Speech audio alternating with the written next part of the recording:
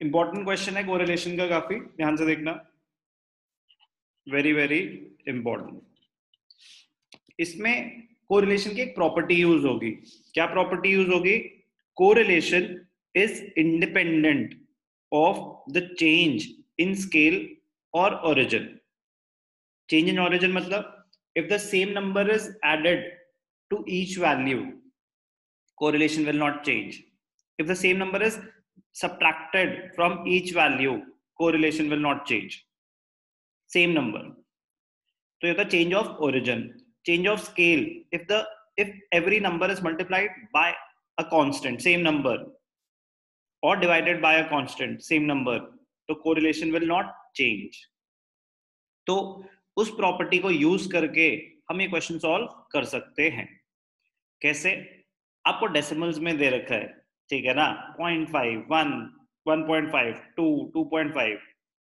आप हर एक x series में हर एक नंबर को अगर 10 से मल्टीप्लाई कर दोगे तो कोरिलेशन चेंज नहीं होता। तो मतलब आपको अलाउड है कि अगर आपको सिंप्लीफाई करनी है values, multiply each value in the x series by 10। तो ये 0.5 into 10, ये 5, 10, 15, 20, 25, 30। तो basically doing away with the decimal, ठीक है ना। तो चेंज इन स्केल कहते हैं इसको। Every number is multiplied by 10 in the x series. अब वाई है, इतने बड़े बड़े हैं, 1000, 2000, 3000, बट क्या कॉमन है? Every number can be divided by 1000। तो आप क्वेश्चन को बहुत ज्यादा सिंप्लीफाई कर सकते हैं। ये क्या हो जाएगा? इफ वी मल्टीप्लाई बाय 10 तो 5, 10, 15, 20, 25, 30, 35, 40, 45। डिवाइड ईच नंबर बाय 1000 तो ये कितना सिंपल हो जाएगा? 1, 2, 3, 4, 5, 6, 7, 8, 9। समझ आया क्या हुआ द्विज? अमिताशा, आपका डाउट क्लियर है इस वाले क्वेश्चन का? क्लियर है? इस क्वेश्चन को कैसे अटेम्प्ट करेंगे? Anyone, any doubt? No sir. Okay, क्या यूज हुआ यहाँ पे? प्रॉपर्टी। कौन सी प्रॉपर्टी? ध्यान से देखना,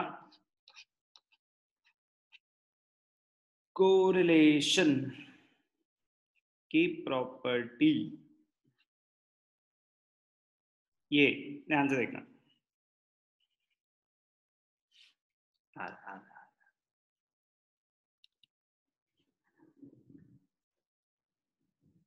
स्क्रीन विजिबल है? Yes sir. The coefficient of correlation is independent of the change of origin and scale of origin, scale of measurements, change of origin and scale. The value of correlation is independent, coefficient of correlation. We will observe that changes of origin and scale of both the variables will have no effect on correlation coefficient. क्या examples हैं? ध्यान से देखना। उसी पे अभी हमने जो क्वेश्चन करा वही था, डिस्कस कर लेते हैं। ओके,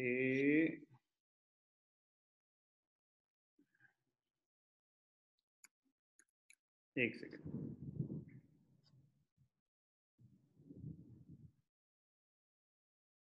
ये है जैसे, तो यहाँ पे क्या है? 0.5, 1.5, 1.2।